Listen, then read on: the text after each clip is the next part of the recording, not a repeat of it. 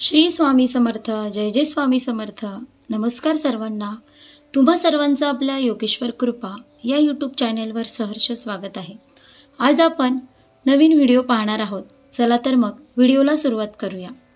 व्हिडिओला सुरुवात करण्यापूर्वी तुम्ही जर आपल्या चॅनलवर नवीन असाल तर आपल्या चॅनलला नक्की सबस्क्राईब करा.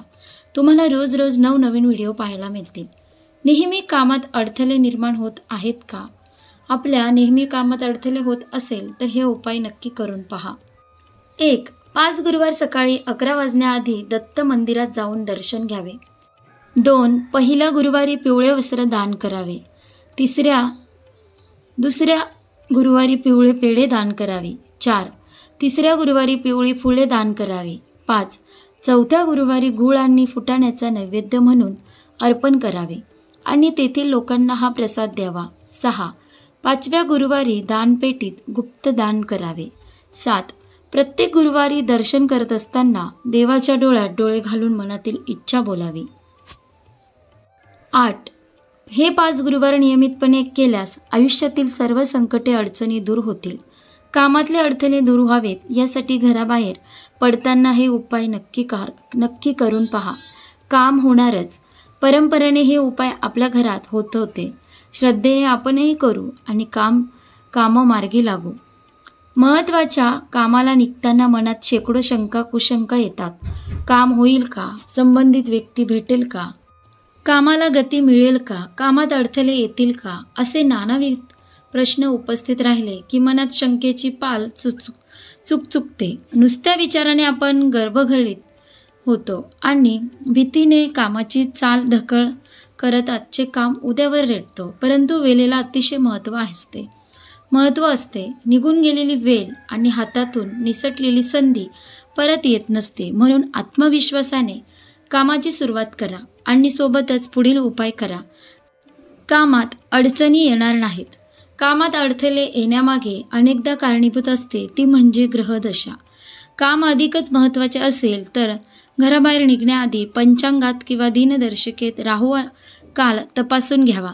राहू काळात कामासाठी बाहेर पडू नये. राहू काळ सुरू होण्याआधी किंवा झाल्यानंतर कामाची सुरुवात करावी. सूर्योदय ते सूर्यास्त या कालावधीत राहू काळ असतो आणि तो साधारण 1.5 तासाचा असतो.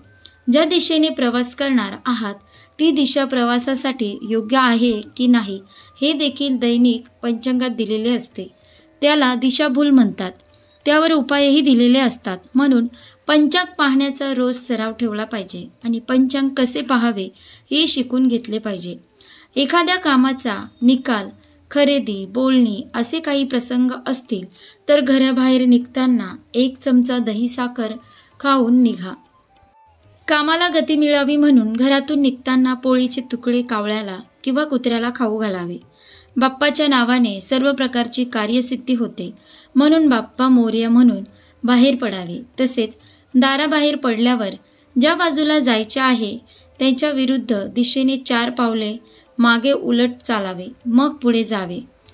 पूर्वी घरी आलेल्या माणसाला गूळ पाणी देण्याची प्रथा होती. तसेच कामाला जाताना गूळ पाणी घेऊन निघावे. महत्त्वाच्या कामालाच नाही तर एरवीसुद्धा तुळशीचे पान खाऊन बाहेर पडणे शुभ मानले जाते. आपल्या इष्टदेवतेची पूजा करून बाहेर पडावे. तसे स्वमुख पाहणे देखील शुभ मानले जाते. स्वतःला आरशात पाहून आपला आत्मविश्वास दुणावतो आणि कार्यपूर्तीचे बळ मिळते. कामासाठी बाहेर पडल्यावर मागे फिरून पाहू नये. पुढचे मार्गक्रमण करावे. घरात पैसा टिकून राहण्यासाठी आणि आर्थिक समृद्धीसाठी काही वास्तुशास्त्र आणि धार्मिक उपाय आहेत. ईशान्य दिशेला मोकळी जागा ठेवणे, पिंपळाच्या झाडाला जल अर्पण करणे, गुरुवारी पुष्य नक्षत्रात हळकुंड पिवळ्या रुमालात ठेवणे आणि घराची नियमित साफसफाई करणे यांसारखे उपाय उपयुक्त ठरू शकतात. वास्तुशास्त्रातील उपाय. ईशान्य दिशा. घराची ईशान्य दिशा शक्य तितकी मोकळी ठेवा. उत्तर दिशेला जड वस्तू ठेवू नका, कारण त्यामुळे पैशाच्या प्रवाहात अडथळा येऊ शकतो. स्वच्छता. घर नेहमी स्वच्छ ठेवा. स्वच्छ धुतलेले कपडे घाला आणि आदल्या दिवशीचे कपडे पुन्हा वापरणे टाळा. सजावट. घरात सकारात्मक ऊर्जा वाढवण्यासाठी आरशाचा वापर करा. अशा ठिकाणी आरसे लावा जिथे समृद्धी दर्शवणाऱ्या वस्तू जसे की झाडे किंवा संपत्तीचे प्रतीक दिसतील. रंग सकारात्मक ऊर्जा आणि समृद्धीसाठी घराच्या सजावटीमध्ये पिवळ्या रंगासारख्या रंगांचा वापर करा. धार्मिक आणि इतर उपाय. पिंपळाला जल अर्पण. रविवार वगळता दररोज पिंपळाच्या झाडाला जल अर्पण करा. यामुळे आर्थिक लाभ होण्यास मदत होते असे मानले जाते.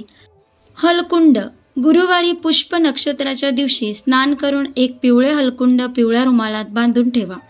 दही आणि भात आठवड्यातून 1 किंवा 2दा आहारात दही आणि भाताचा समावेश करा. असे मानले जाते की यामुळे घरात लक्ष्मीचा वास राहतो. दोष टाळा. सूर्योदय आणि सूर्यास्ताच्या वेळी झोपणे टाळा. तसेच रात्री दही आणि दिवसा दूध जास्त प्रमाणात खाणे टाळा, कारण यामुळे लक्ष्मीचा नाश होतो असे मानले जाते. या उपायांमुळे आर्थिक स्थिती सुधारण्यास मदत होऊ शकते, परंतु प्रामाणिक प्रयत्न आणि कठोर परिश्रम हे अधिक महत्त्वाचे आहेत. कोणत्याही उपायाचा अवलंब करण्यापूर्वी तज्ज्ञांचा सल्ला घेणे नेहमीच चांगले असते. अशा प्रकारे आपण या व्हिडिओमध्ये पाहिले की नेहमी कामात अडथळे निर्माण होत असतील तर कोणते उपाय करावे.